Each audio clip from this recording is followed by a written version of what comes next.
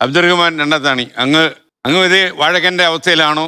തീർച്ചയായും ഐക്യ ജനാധിപത്യ മുന്നണിയുടെ ഒരു സർക്കാർ ഉണ്ടാകും. പക്ഷെ ഞാൻ ഇതിനിടയിൽ ശ്രദ്ധിച്ചൊരു കാര്യം, ലീഗിൽ ആരും ഈ മുഖ്യമന്ത്രി കസേരയെ കുറിച്ച് പറയുന്നില്ല. അതൊരു ആത്മവിശ്വാസക്കുറവാണോ? അല്ല, ഞങ്ങൾക്ക് വ്യക്തമായ ദിശാബോധമുള്ള ഒരു നേതൃത്വമുണ്ട് എന്നതുകൊണ്ട്. അതുകൊണ്ടാ ഐക്യ ജനാധിപത്യ മുന്നണിക്ക് നേതൃത്വം ഇല്ലെന്നാണോ പറയുന്നത്? ഐക്യ ജനാധിപത്യ മുന്നണിക്ക് നേതൃത്വം കൊടുക്കുന്നവർ ഇന്ത്യ രാജ്യത്ത് ഒട്ടേറെ സംസ്ഥാനങ്ങൾ ഭരിച്ചവരും ഭരിക്കുന്നവരുമാണ്. ഒരു മുഖ്യമന്ത്രിയെ തിരഞ്ഞെടുക്കുക എന്നത് ഞങ്ങൾക്ക് നേതൃത്വം കൊടുക്കുന്ന പാർട്ടിക്ക് അത്ര പ്രയാസമുള്ള കാര്യമല്ല എന്ന് ഞങ്ങൾക്കറിയാം. അതിനനുയോജ്യമായ നേതൃത്വം അവർക്കുണ്ട്.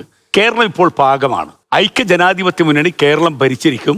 ഇടതു മുന്നണിയുടെ 10 വർഷത്തെ ദുർഭരണത്തിന് അന്ത്യം കുറിക്കുന്നൊരു വിധിയെഴുത്ത് അടുത്ത 4-ാം തീയതി ഉണ്ടാകും. ഞങ്ങൾക്ക് പൂർണ്ണമായ വിശ്വാസമുണ്ട്. അല്ല, നിങ്ങളുടെ ഈ ആത്മവിശ്വാസത്തിന് എന്തെങ്കിലും ഒരു അല്ല, കാരണം ഈ പറയുന്നതെല്ലാം വോട്ടായി മാറി കാണൂ.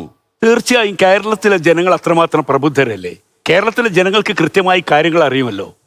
1.5 ലക്ഷം കോടി രൂപ കടബാധ്യത ഉണ്ടായിരുന്ന ഒരു സ്റ്റേറ്റ് 6 ലക്ഷം കോടി രൂപ കടബാധ്യതയിലേക്ക് കുതിച്ചത് ഈ രാജ്യത്തിലെ പ്രബുദ്ധരായ ജനങ്ങൾക്കറിയില്ലേ? 4.5 കോടി കവിഞ്ഞു 6ലേക്ക് എത്തുന്നു.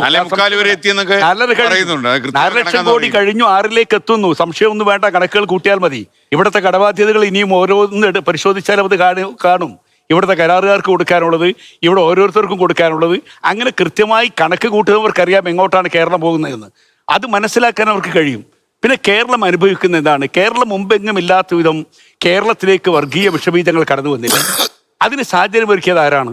ഈ കേരളത്തിലെ ഏറ്റവും പ്രധാനപ്പെട്ട ഒരു വിഷയം എന്ന് പറയുന്നത് നമ്മുടെ സംസ്ഥാനത്ത് ഇന്ന് വരെ നാം കാത്തു സൂക്ഷിച്ചിരുന്ന നമ്മുടെ മതേതര നന്മകൾ പോലും തകരുന്നിടത്തേക്ക് കേരളം എത്തുകയും അതിന് ഗവൺമെന്റ് പ്രോത്സാഹിപ്പിക്കുകയും ചെയ്യുന്ന ഒരവസ്ഥ ഉണ്ടായാൽ അതിന് കേരളം തിരിച്ചടിക്കുമെന്ന കാര്യം വ്യക്തമാണ്. ആ തിരിച്ചടി കൂടി തീർച്ചയായിട്ടും ഈ വർഗീയ വിഷവിത്ത് വിതയ്ക്കാൻ LDF-ന് റോൾ എന്തെങ്കിലും ഉണ്ടായിരുന്നു? ഞാൻ ഒരു കാര്യം മാഷ് ശ്രദ്ധിച്ചിട്ടുണ്ടോ? എന്റെ സുഹൃത്താണ് ജോസഫ് വാഴക്കൻ. രണ്ടത്താണ് എന്റെ അടുത്ത സുഹൃത്താണ്. ഞാനിവർ രണ്ടാളും ചർച്ചകൾ കേൾക്കുന്ന ആൾക്കാരാണ്. ഞങ്ങൾ ഒരുമിച്ച് ചർച്ചയിൽ പങ്കെടുത്തിട്ടുണ്ട്. ഇവിടെ വന്നിരുന്ന് പറഞ്ഞപ്പോ വാഴക്കൻ പറഞ്ഞ കാര്യം എന്താ, ഇടതുപക്ഷ പ്രവർത്തകരൊക്കെ വളരെ നിരാശരായിരുന്നു. ഏറ്റവും ഡിമ്മായിട്ട് ഇതിൽ പറഞ്ഞ രണ്ടുപേരാണ്. അത് ഇടതുപക്ഷം വരില്ല എന്ന് പറഞ്ഞ രണ്ടുപേരാണ്. അവർക്ക് ആ ഫോഴ്സ് ഉണ്ടല്ലോ, വരുമെന്ന് പറയാനുള്ള ഫോഴ്സ് പോലും നഷ്ടപ്പെട്ടിട്ടാണ് രണ്ടാളും ഇവിടെ ഇരിക്കുന്നത്. അതിന് കാരണം എന്താ വെച്ചാൽ 10 കൊല്ലത്തെ ഭരണത്തിനുള്ളിൽ അവർക്കറിയാം ദുർഭരണം അല്ല ഉണ്ടായിട്ടുള്ളത് എന്നുള്ളത്. 2016 മുമ്പുള്ള ഭരണം അനുഭവിച്ച ആൾക്കാരാണല്ലോ രണ്ടുപേരും. നമ്മളെല്ലാവരും അനുഭവിച്ചല്ലേ. അപ്പൊ ഈ ആളുകൾക്ക് അൾഷിമേഴ്സ് ബാധിച്ചു എന്ന് ഇവർ തെറ്റിദ്ധരിക്കരുത്. ഇവിടെ നേരത്തെ KT പറഞ്ഞൊരു കാര്യമുണ്ട്. 10 കൊല്ലത്തെ ഭരണം എന്ന് പറയുന്നത് കേരളത്തിന്റെ നാനാ തുറകളിൽ, ഞാനിവിടെ BJP നേതാവ് ഇരിക്കുന്നുണ്ടല്ലോ, നീതി ആയോഗിന്റെ 23, 24, 25 നമ്മൾ സ്റ്റാറ്റിസ്റ്റിക്സ് വെച്ചിട്ടാണ് സംസാരിക്കുക. ഒരു ഗവൺമെന്റ് ബെസ്റ്റ് ആണോ അല്ലെങ്കിൽ ബാഡ് ആണോ എന്ന് പരിശോധിക്കുന്നതിന് വാചക കസർത്ത് മാത്രം പോരാ, നമുക്ക് സ്റ്റാറ്റിസ്റ്റിക്സ് ഉണ്ടാവണം. അതിനകത്തുള്ളൊരു കാര്യം, നീതി ആയോഗിന്റെ കണക്കില് ഇന്ത്യയിലെ ഏറ്റവും മികച്ച ഭരണം നടക്കുന്ന സംസ്ഥാനം എന്ന നിലയിൽ അവർ 100-ൽ 79 മാർക്ക് കൊടുത്തിരിക്കുന്ന സ്റ്റേറ്റ് കഴിഞ്ഞ 3 കൊല്ലമായി കേരളമാണ്.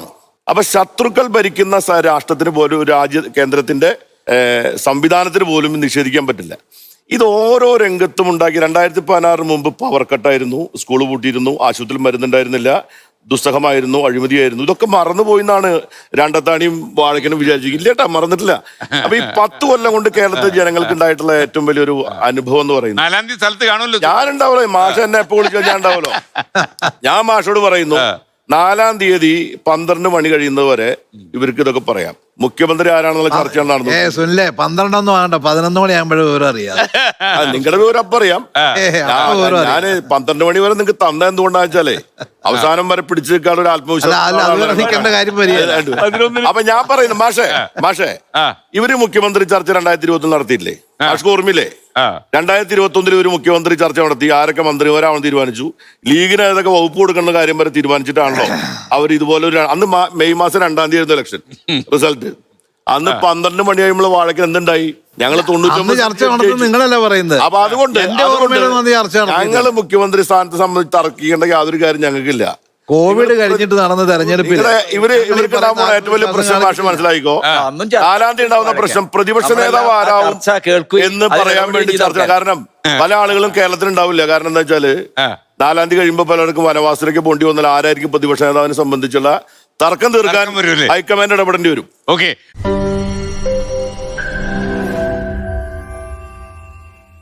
ലോകത്തെവിടെയായാലും ഏത് സമയത്തും 24 വാർത്തകളും ഓഗ്മെന്റഡ് റിയാലിറ്റി പാക്കേജുകളും എക്സ്പ്ലെയിനറുകളും വിശദമായി കാണാൻ ഞങ്ങളുടെ യൂട്യൂബ് ചാനൽ നിങ്ങൾക്ക് സബ്സ്ക്രൈബ് ചെയ്യാം.